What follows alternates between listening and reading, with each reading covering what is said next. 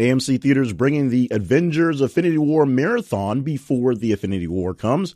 Also, we mourn the loss of Craig Mack, New York rapper known for Flavor of the Year, and a big-time journalist with a very funny spelled name, Richard Dutch, or however you say it, is leaving Sports Illustrated, heading on to something called The Athletic. We'll explain what that is and why those are important, but they're not quite as important as the top 10 stories. Those stories not quite big enough to reach it into the heights of 1 through 10. So, what stories are in the top 10 and which one of those top 10 stories will I do commentary on today? We'll find out in a bit on This is the Conversation's weekly wrap-up show. This is for the week ending March the 17th, 2018.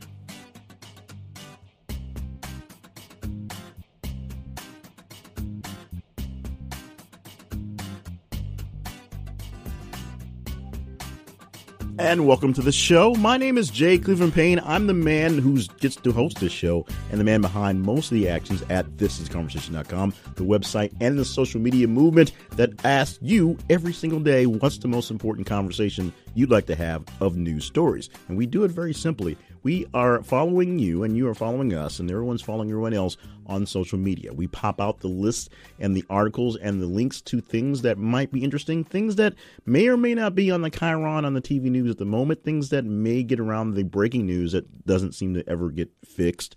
We put out stories and links to stories all day long via Facebook and Twitter. Our Facebook page is found at This Is a Conversation, and our Twitter feed, th_conversation. Follow us on those, and the more interaction we get for each story that pops up in your feed, so make sure we're in your feed, the more it gets into the algorithm at the end of the week. We add up all the scores for interactions for likes, loves, hates, shares, responses, and everything, and the top 10 comes into the first segment of the show every single week. The second segment is followed by what we used to have a pretty heavy, pretty hefty, pretty awesome interview segment. That's on hiatus for a moment. We're trying to see about bringing it back. But in the meantime, I'm taking over the second segment by doing a bit of house cleaning and, of course, doing commentary on one of now the top 8 stories of the week. We'll tell you about the process we're working on and figuring that out. And you'll hear the commentary on one of the top 10 stories, actually one of the top 8 stories, because it's easier to work that way out. And then finally, we will give you the almost irrelevant story of the week. That is the number lowest ranked story for this week,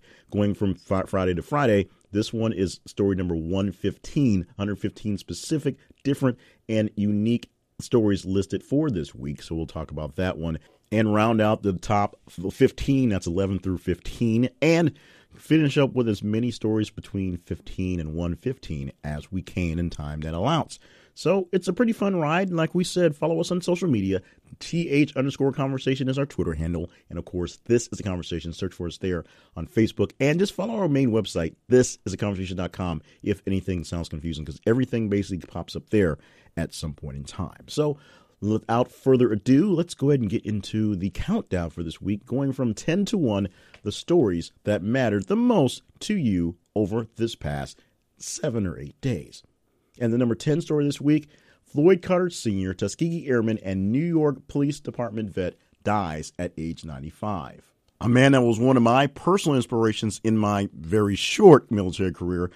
This was a person who was able to do a great many things in 2 big areas, both rising the ranks in the Army, in the military back in the day when it was hard for black people to do that, and rising the ranks of the NYPD. Floyd Carter Sr. was one of the last Tuskegee Airmen who were still alive in history. Of course, lost a big chunk of it yesterday, or this weekend, I should say, happening over the weekend. Decorated veteran of 3 wars and 27-year veteran of the New York Police Department, died on Thursday at the age of 95, leaving a long legacy of groundbreaking hero pilots and a city police detective. Now, Carter simultaneously rose to the ranks of the U.S. Air Force Reserves and the police, which is how he happened to do both sort of at the same time. Honored in 2007 with a Congressional Gold Medal by President Bush for breaking the color barrier in Tuskegee. If you don't know the story of the Tuskegee Airmen, then you need to go check it out. Being able to be stationed in Alabama near Tuskegee, I got a chance to see a lot of those guys, about 15, 20 years ago, and when there were a lot more of the Tuskegee Airmen who were still alive. So living history and seeing living history every day is a big deal. One of my personal heroes, Floyd Carter Sr., dying last week, essentially. So this story we posted on a Sunday, and of course, he dying on the Thursday previous, coming in on the weekend for the countdown and coming in for this weekend at the 10 spot. Going to the 9th spot, a jump in response of 1.23% goes to the UK and their plan to expel 23 Russian diplomats over ex-spy poisoning. Now, this plan is in place and is causing some backlash from the Russian side as well. As you remember, a ex-spy, or ex-Russian spy, and his daughter were found poisoned, and they're pretty sure that the Russians did it. In fact, Theresa May said it's basically a 95% chance that the Russians did it. It's just a small chance that maybe Putin didn't know about it, but they're assuming that it was come from the top and not from a rogue operation. We do know that Russian people were in charge of it. So in retaliation, Theresa May is expelling 23 Russian diplomats, gave them basically 10 days to get out of the country. On turn of that, the Russians gave 23 diplomats from the UK 10 days to get out of the country. You've seen this happen before. This is a movie that has been played over and over again. When something happens and you do this simple negotiations to make sure that you're not just going straight to war, because poisoning a citizen of someone's nation is essentially an act of war, you do what you can to do it diplomatically, and then you lose diplomats and things that happen right there. So that's where it boiled down in that one. We'll see how that expels. The irony of this all was the fact that while we did say that, being specifically Sarah Huckabee Sanders saying we support our allies in their battles as they go, they would not say they are touting anything against Russia for poisoning British citizens. So there you have that. Number 8 story this week, which bumps a response of 2.44%. This is Fox News being sued by Seth Rich's family for criminal and traitor portrayal. Now, apologies for my butchering that. We posted this on Wednesday, March 14th. Seth Rich was a man who worked for the Democratic Election Committee, essentially working for the committee that was trying to elect Hillary Clinton, or work for the Democrats and elect a candidate in specific, or in particular, the particular candidate turned out to be Hillary Clinton. Now, there were some weird allegations put up by the Fox folks that Rich, who died in a very weird situation, was actually targeted because he was essentially one of the guys doing the leaking for the Democrats. They were the guys letting out the emails and all the weird information that was being sent out during the election cycle. Of course, this was not unlike any election cycle we've probably had ever. This one was a really, really extremely weird, on top of everything else that happened over the course of the election. So Seth Rich was basically seen, or portrayed at least, as a traitor, as someone who was treasonous, someone who was essentially forcing his way, or forcing thought into the process in what is probably just a really weird botched robbery where they actually killed him, turned it into a hit by mobsters of various whoever they came from, essentially saying he was knocked off because he was the source of a big bunch of leaks. Donna Brazile, who of course wrote her book outing all the craziness that happened on the Democratic side in the last election, dedicated her book to Seth Rich for being essentially a patriot and doing the right things and being a hard worker, and just getting caught into the mix of all this stuff. Because Fox News ran with the story with very little, even for Fox News standards, very little thing to go on, his family is suing for that portrayal, calling him a criminal and a traitor, and Fox News will probably pay a little something in the settlement, because that's how these things work. Going to the number 7 story this week, Trump's longtime personal assistant, John McEntire, is fired for an unspecific security issue. This we posted on Tuesday. It is a 4.76 jump in response from the number 8 story, and here's the basics of it. We're going to go into this very quickly. John McEntire is a longtime Trump worker. He's essentially, quote unquote, a body man. He's basically with Trump all the time. He's not so much his bodyguard, but he's the guy that's carrying his bags, is taking care of stuff, his personal business type stuff. And John McEntire actually had no problem clearing to get his security clearance. Of all the people in the White House who can't get the right security clearance to get any work done, John McEntire didn't have that problem. Unfortunately, he was literally escorted off the grounds on Tuesday as he was fired. The belief was it was into some illicit gambling or some sort of habits in that way.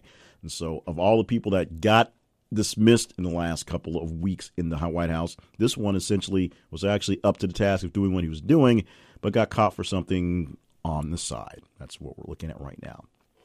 We go now to number 6 story this week. That headline is Jesse Watters divorcing from his wife after cheating on her with fellow Fox employee. Very long title. Posted this on Sunday. 4.55% jump in response from the 7 story this week. And here's the deal with Jesse Watters. Jesse Watters got to start being essentially one of the men behind the O'Reilly Factor, one of the guys that did a lot of good stuff there. And as Holes came to about to be on Fox News, the producer became more of a face in a sense, and now hosts a show and does some stuff on various shows, including spending a lot of time on Outnumbered and, of course, The Five. So Jesse Watters is getting divorced. His wife is divorcing him because he had an affair with a fellow Fox employee. That may sound like a similar vein to many other people who have issues at Fox News, because sometimes while being touted as a house of conservatism, you may hear stories that make it sound more like an Animal House in the way things act there. Jesse Watters is having a great career. Right now, his personal life, not so great. Moving on from that one. Now moving on to the number 5 story this week. WWE is removing Fabulous Moolah's name from the Women's Battle Royal at WrestleMania. This one bump in response of 2.17%. And this is why we wait until Friday mornings to actually chop it off and go straight from there. This is why we wait to see what happens, because we posted this last night, Friday, March 15th, or this morning, actually, based on how we did it. Somewhere around 2 in the morning, I was posting things in from yesterday, and it got posted into the auto post at around 2 in the morning, so like that, and was able to jump into the top 5 spot for this week. We have to make sure we keep it tagged so we don't drop it in next week unless it grows that much more. And why are we talking about the Fabulous Moolah? Why are we talking about this wrestling woman who has long passed, or not so long passed, but has passed? Because this is an issue that actually ties in very good with the Me Too movement that's going on right now. Fabulous Moolah was a wrestler and a wrestling trainer, wrestling coach. She was a legendary wrestler, known for holding WWE and whatever name it was titles for a long time, because we know it's predetermined and it wasn't necessarily pure acts of strength and actual stamina of athletics. However, what she's sort of known for at the back end of her career was training more wrestlers or female wrestlers to go into the business. She ran a wrestling school like many other people, but her wrestling school was more like a bordello, more like she was pimping out women to literally pimp out women and to essentially be valets to other wrestlers, not so much being actual wrestlers, being ones that could perform and do anything, but do other deeds and do them for real in the background. It's weird like that. Now, WWE, which of course is really jumping big on nostalgia, and jumped on nostalgia a few years ago with Mae Young, a very, very, very famous, very old wrestler, and Fabulous Moolah as well, running them around and doing appearances and being in parts of shows. The WWE just had something called the Mae Young Tournament, where they had a big tournament between female wrestlers to determine a number 1 wrestler and basically scout out talent for their NXT brand. Moolah's name was put onto this WrestleMania tournament to go along with the Andre the Giant Battle Royal, which is essentially a whole bunch of women, in this case, well, men for the men, a whole bunch of people going through it and threw a name out there in the sense of nostalgia. But of course, some people didn't like the fact that they threw Moolah's name on it because she's in the background, not seen as such a grand person, even though she is legendary and Hall of Fame-ish. You can determine how you want to determine your wrestling there, but it does have a big sort of smattering into our current Me Too issues that we're going through right now. So that's why we popped it in there. It came up late, and it came up pretty big for this week, pumping into the 5 spot with only hours to get into the countdown. Move to number 4 spot for this week. Farmer Bro Martin Shkreli cries in court, is sentenced to 7 years for securities fraud. We posted it on Friday, pretty much after it happened. 8.51% jump in response from the 5 story. Martin Shkreli, who we all know, the man who upped the price on the EpiPen to 5,000%, had an evil grin whenever he could, and of course bought the Wu-Tang Clan's very secretive album for a whole bunch of money, and is the only person, as far as I know, who's heard it, although he had to seize it over to the FBI, so maybe they've listened to it at this point. He was finally sentenced to court. What really happened with Mr. Shkreli is what happens with a lot of these guys when they get careless in their careless actions. Shrekky was the CEO of some healthcare company, some pharmaceutical company, and his main MO is coming in, raising the prices on drugs, making people pay those high prices, taking a bunch of money, and then getting kicked out of the company for doing something really shady, which is what he did at a company before, Somewhere along the line, he used some of the gains, ill-gotten because they were ill-gotten, to fund some other company that was ill-gotten, and that's where securities fraud was found. He basically used the money he made for a company by doing the things he does to fund some other side company and not his own cash money.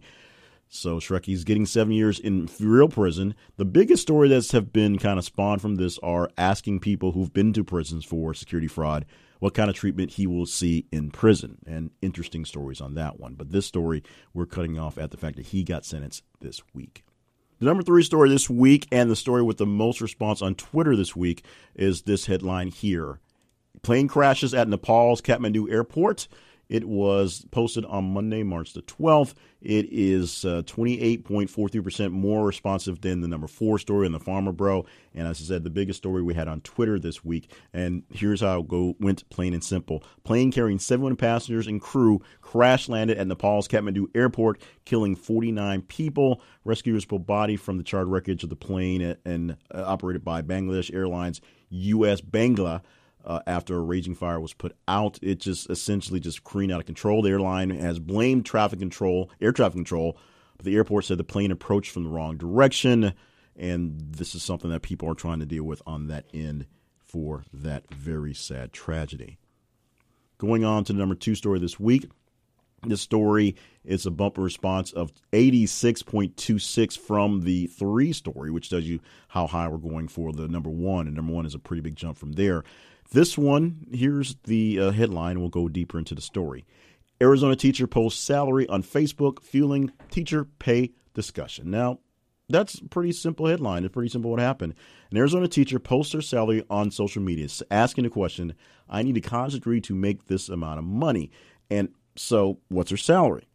$35,490 a year, according to the documents, according to what she posted on social media, posting her frustration, the fact that she's had to go through college and is paying all this stuff.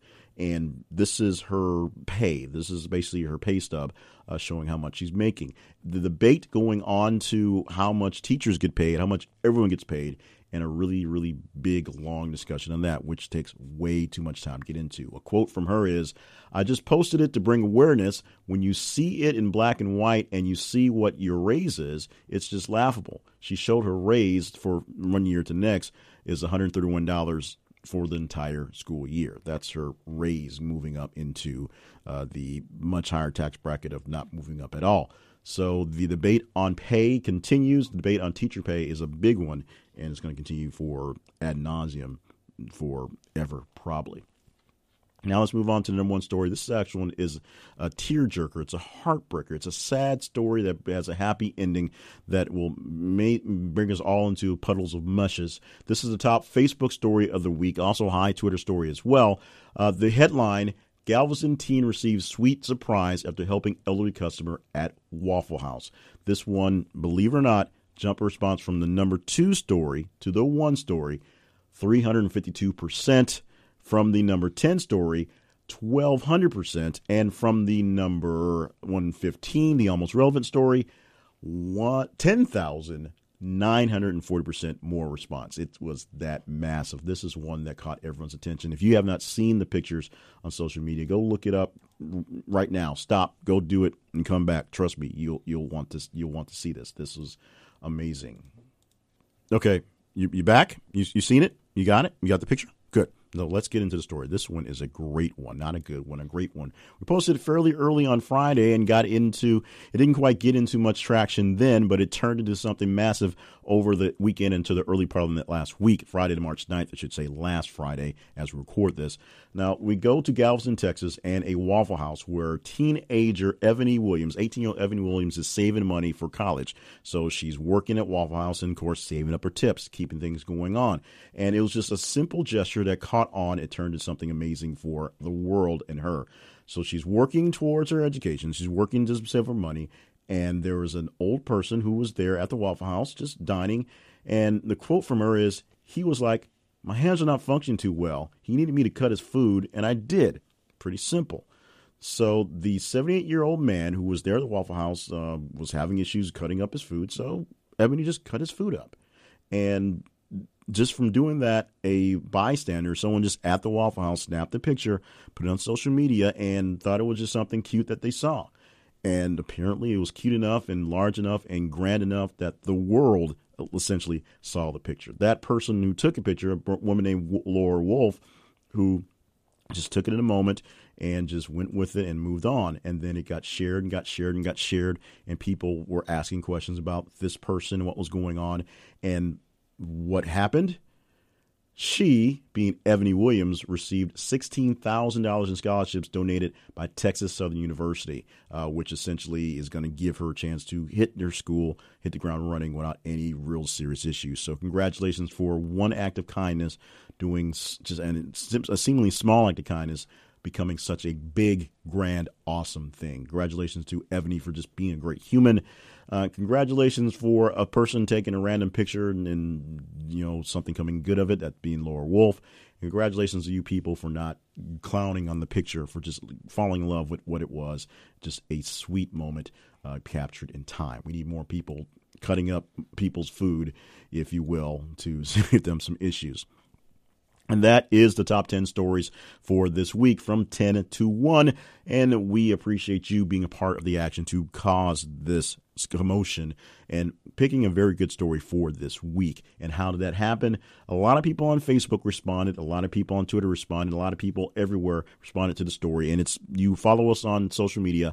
Facebook gets This Is a Conversation. On Twitter, it is th_conversation. And you like, love, share, react to the stories as they come down. And bam, we get a list of stories this week all the way to 115. We'll talk about that one and the rest of the top 15 in a bit. And we rank them and we let you know which ones you like the best. And you just keep on coming. Follow us online at thisistheconversation.com for all things about This Is the Conversation. And, of course, just stick around for more great stuff. We have things going on. Coming up in a bit, to be exact, we're going to go into a bit of housekeeping, how this podcast thing is working right now. And I'll give a bit of commentary, 5 minutes or so, on one of the top 8 stories for the day. One story that I think needs a little extra discussion from me. So we'll have that in just a bit here from This Is the Conversation's weekly wrap-up show for the week ending March the 17th, 2018. What is the Podern Family? This is Matthew McDonough from the Passersby Podcast. This is Matt Pierce from the Crossover Podcast. This is Knock from the Geek Over Podcast. This is Jason from the 3 Is Comedy Podcast. This is Adam from Everyone Has a Podcast. We're Josh and David from the Scotch and Flicks Podcast. This is Michael Vasquez of the No Soundbites Allowed Podcast. We are you, podcasters coming together in a community to help one another grow. So follow us on Twitter at Podern Family and use the hashtag Podern Family in your tweets and retweet other people who do the same. Podern Family, where great podcasts come home.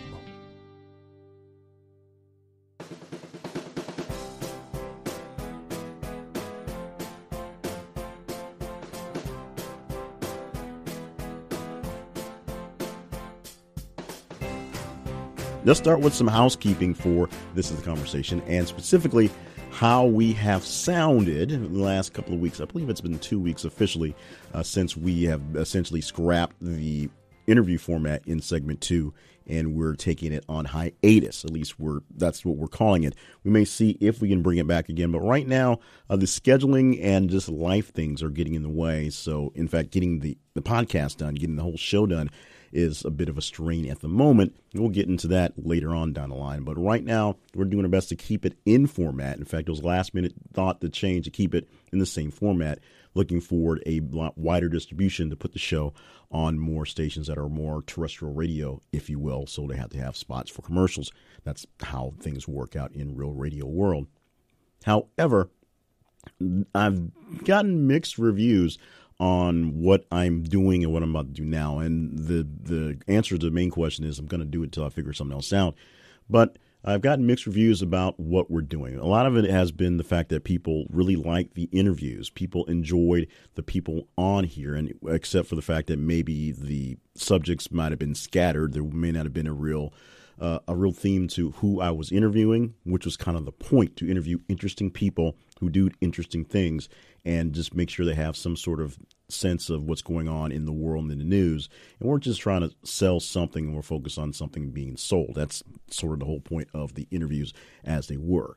The second part is the commentary. And I can attest that my commentary chops have not been as strong lately as they've been in the past, when I worked more in a combative type talk radio setting on the radio, focusing on hot topic type stuff. And that's part of the problem with commentaries when they're not hot topic commentaries. They're not the types that you're sitting there going back and forth, point A, point B, point counterpoint. So bear with me as I get back into my whole commentary thing. Been focusing a lot more on being genteel, being more relaxed, being more chill as I'm focusing on my personal development, life coaching stuff and talking that way, and not so much in the realm of being combative. And that's a function of not doing as many shows like this one, which are current events and pop culture-ish, and doing more things that are evergreen and working towards the improvement of a person.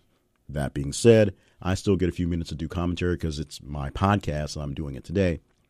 So we used to do, as of 3 weeks ago, we used to do the brackets game where we had the interviewer go through the stories, the top 10 stories, and they could choose to move them on the bracket style. And in fact, what made it really interesting was there's a hint of surprise because 8 makes an even bracket. So there are 10 stories. So somewhere down the line, they had to eliminate a batch of stories without knowing what the last 2 were. And sometimes they went for the last 2, and sometimes they didn't and found out they were stories they'd rather have. So because I can't play that on myself, it makes no sense. I've moved it to 8 stories, and I batch it down more or less the same way and just maneuver them so that I can work out the best story of the batch. This week, and I worked on playing it sort of real time last week, and that sounded really weird.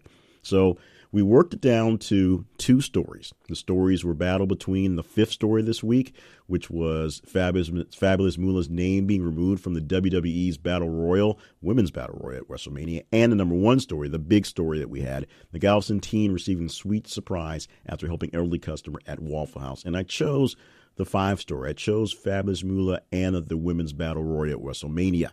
And I'll explain that in the commentary as it goes. And for the time being, this is how we're going to do the commentary. I will tell you that. We'll say the top 8 stories, and we battle it down to these 2. I chose this one, and here's my commentary with the reasoning. So, without further ado, I'm saying that a lot, here's my commentary and further reasoning. We talked in the top 10 stories. I gave a bit of commentary there when we went to the story about Fabulous Moolah and her wrestling school. Wrestling schools are a big thing for people, and it seems like a big chunk of money for people who are has-been or wannabes to show people the basics of the business and give them some ins in some of the indie competitions. Since there's basically one major network competition, that's WWE, and a couple smaller branches that do have big names and big territories, but don't have the real reach unless you're a wrestling fan and we're willing to do a little work into it. WWE is the way to go. So WWE and their legacy, all their legacy, in fact, the legacy they've bought into, literally, as they've purchased other large companies into their categories, into the fold from the way, way back old days. All the pomp and circumstance you get from all the legacy of WWE, WWF, WWF, so forth, WCW, NWA, all those things get wrapped into a great package for people who are still hanging on to the days when we thought wrestling was brand new and real.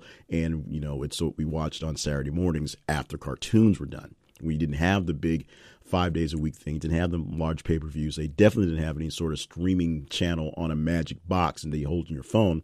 But you had the wrestlers and their larger-than-life personalities as they came into town to get a chance to see them live and then, of course, see them on some sort of tape-ish delay on television. Fabulous Moolah is a pioneer in wrestling. She is, by all accounts, earned what she earned by fighting in a world where the men were in charge and taking her chunk and refusing to let go of it. So you got to give her props on that. But in this case, in this day and age, in a time where people are now woke, even though being woke sometimes means losing some money, you can't just gloss over history because of nostalgia.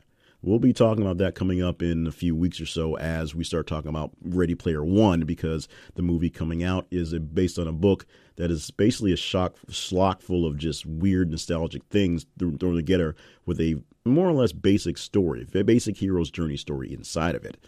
This is a story about a woman who took advantage and would not let it go. The fact that she had some pull was great. The fact that she had in was great. The fact that the men would let her play on a more or less even playing field was great. But the fact that she used that influence to literally pimp out women into the business is sad. It was a sign of the times. I cannot judge for what time it was. But at this day and age where it's easy to slap a logo on something or unremember history like it wasn't quite the way it was, get so stuck in the nostalgia that we really get lost in the fact that what it came about, it's chilling. This is a lot like discussions I have in real time with people about the old antebellum South, the people that are trying to use the Confederate flag as a symbol of remembering the South and Southern heritage, when in fact it's remembering a romanticized version of the South and Southern heritage, and forgets the whole thing about the Civil War and the slaves and the reason why we have a Confederate flag in the first place. So forgetting the fact that Fabulous Moolah was she ran a cat house for wrestlers is a problem. Now, what makes it really weird is the whole Mae Young tournament they had for NXT. The Mae Young tournament had for women who were doing this big grand tournament, which was amazing, and throwing her name on as a pioneer because she was as well. So why not throw some love Moolah's way? When back in the 80s, it was her and Wendy Richter that were the only names anyone actually knew in wrestling. And as short-lived as that was, unless you got deeper down into the actual business, there really wasn't much to go with it. So why not throw a name that was really synonymous with women's wrestling for a long time? And the reason why you can is because that name is also really synonymous with the bad parts of how the business was back then and how far they've gone and how much further that they may have to go to stay on edge. There's a lot of play for this women's revolution and all the things about women in wrestling and the things they're doing that are amazing. And a lot of it is, of course, fodder for hype, for publicity, for getting more ratings. But at the same time, there is a real revolution going on in women's wrestling, professional wrestling, sports entertainment, and in the world where people are realizing that you can't play unfair and get away with it, at least not forever or as long as people have. So congratulations for the WWE for listening to the people and listening to the fans and listening to people who do know better and fixing this one before it got too far out of hand. Congratulations for listening through my commentary and sticking around this long. We'll come back, go through with the almost irrelevant story of the week and round out the top 15, plus get as many in as we can while time allots. For This Is the Conversation's weekly wrap-up show for the week ending March the 17th, 2018.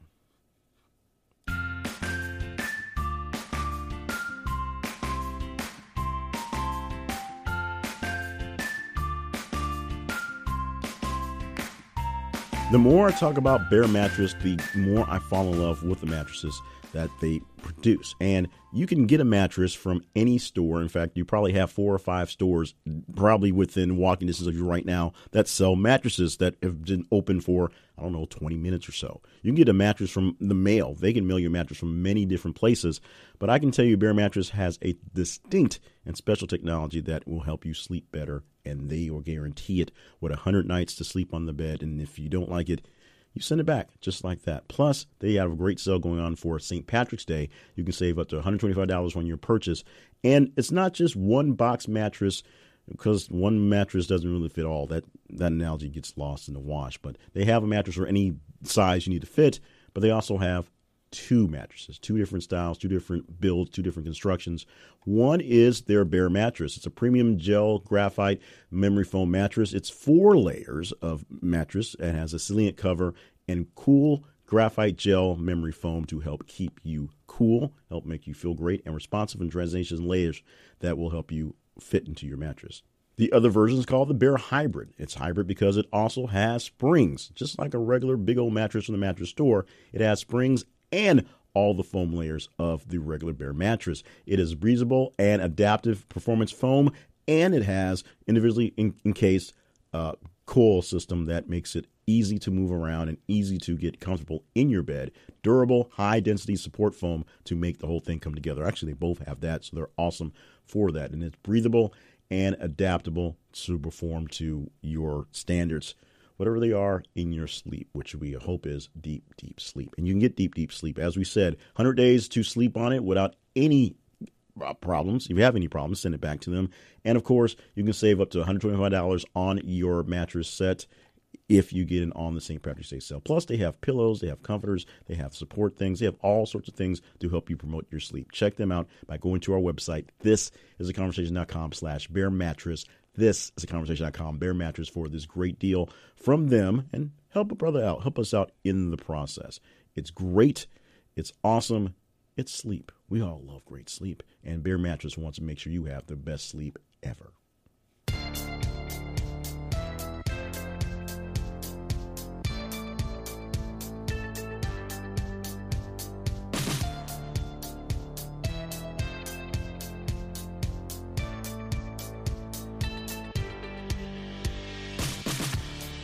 Time slowly, or actually quickly running down on us, so we're going to quickly get out of this so we're not caught going too slowly rolling out. We're just going to wrap things up by letting you know how to be a part of all what's going on. Check out our website, thisisaconversation.com. Stop by there for plenty of great features, including links to all our big sponsors and supporters. By helping out our sponsors, you help us out here for the podcast and for everything we do for the whole project. And to be a part of the project, to be a part of the top 10 or the almost irrelevant or whatever in between, you just simply follow us on social media and respond to the links as they come through. You see a link like we're a regular news site, because we technically kind of are a news site.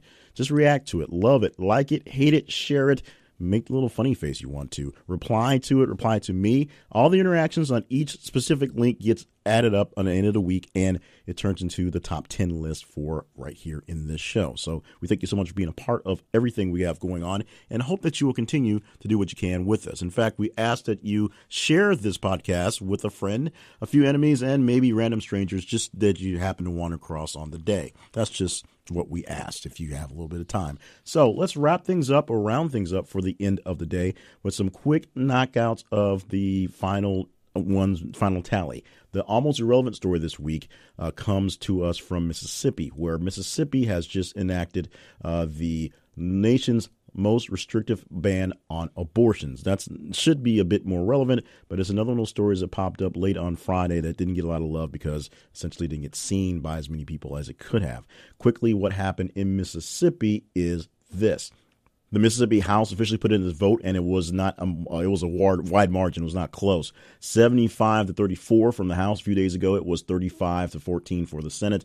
Governors already signed the bill, as we posted this on Friday. The bill now says they ban abortions at 15 weeks as opposed to 20 weeks of pregnancy, which is more or less the basics. Now, this we actually snuck in last week in the in-betweens, so this one was slightly higher than something out there then. But this week, it's at the very low spot here, and we're not sure exactly why. Sometimes the tallies just work out that way, and we just have to work by the tallies. This is based on what you people say, not what I say, so I can't make it up as it goes along. Now, rounding out the top 15, number 11, AMC Theaters unveil Avengers Infinity War Marathon.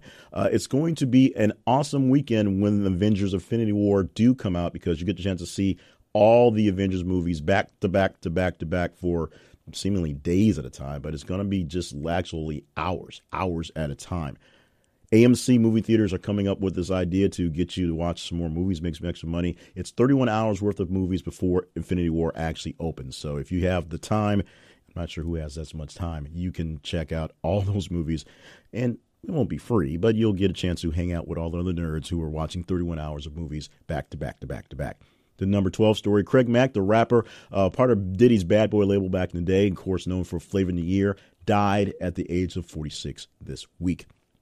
Also dying this week, comedy legend Sir Ken Dodd over across the pond died at age 90, 2 days after he married his partner of 40 years at his home. This is something that's one of those sad, tragic things, but we know in these cases where the end is near, a lot of people do what they can to wrap up affairs, and that's literally what happened. Ken Dodd dying at the age of 90 this week as well.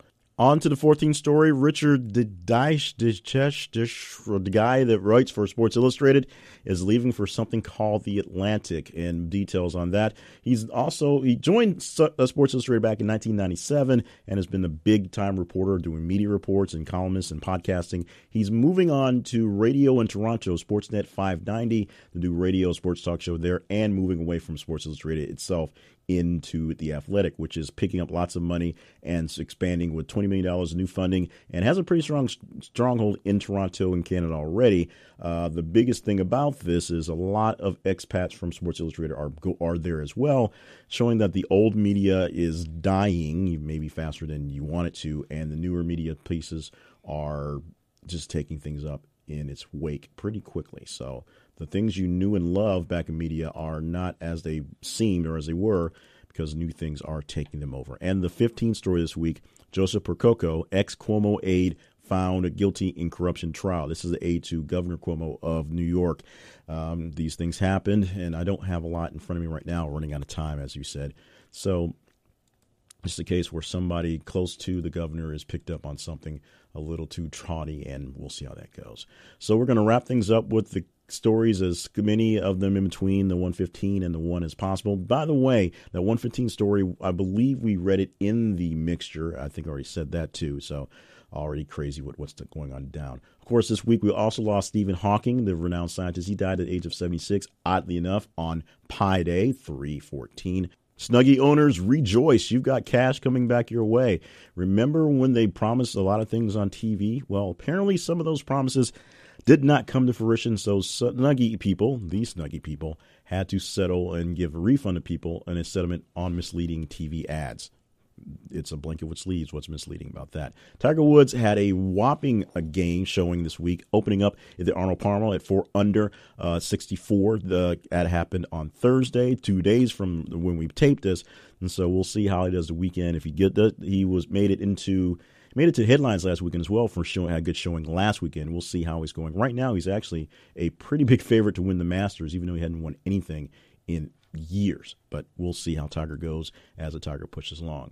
A 68-year-old woman catches a 130-pound monster fish. We posted this on Tuesday of last week on a casual trip, just out on a regular fishing trip. Some old lady picks up the fish that you would say had gotten away. Think about that next time you are out there on the pond.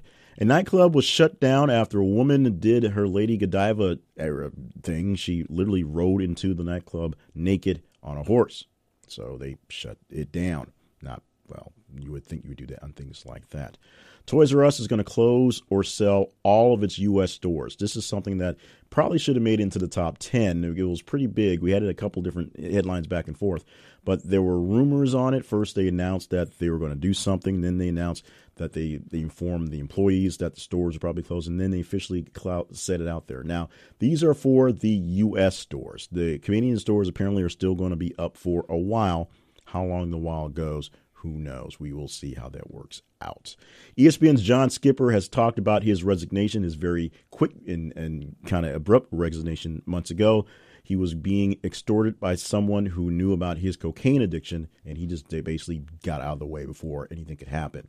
What he's doing now is still kind of up in the air, but we now have an explanation of what happened with his leaving. And, of course, the biggest story, as I think it should be, the man dressed as Elsa from Frozen helped push a police wagon out of snow during the Snowmageddon 3 this week. It's all over social media where someone looked out the window and saw the guy dressed as Elsa pushing a big police wagon out of the snow.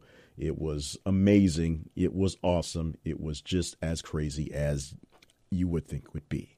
We're out of time for this week. Thank you so much for joining us for This Is a Conversations weekly wrap-up show, and it's all about you. You help us make this. Follow us on Twitter at @th_conversation. Follow us on Facebook at This Is a Conversation, and make sure you put us in so we can be seen in your feed. We are up there at the top as our stories come through, just mark them, love them, hate them, share them, reply to them, do all the response you can. And it comes up with the top stories we have for the week. In the meantime, we'll see you next week, or you hear us next week in the podcast. Share it with some friends, share it with some enemies, and subscribe so you don't miss out on next week's episode from This Is the Conversation.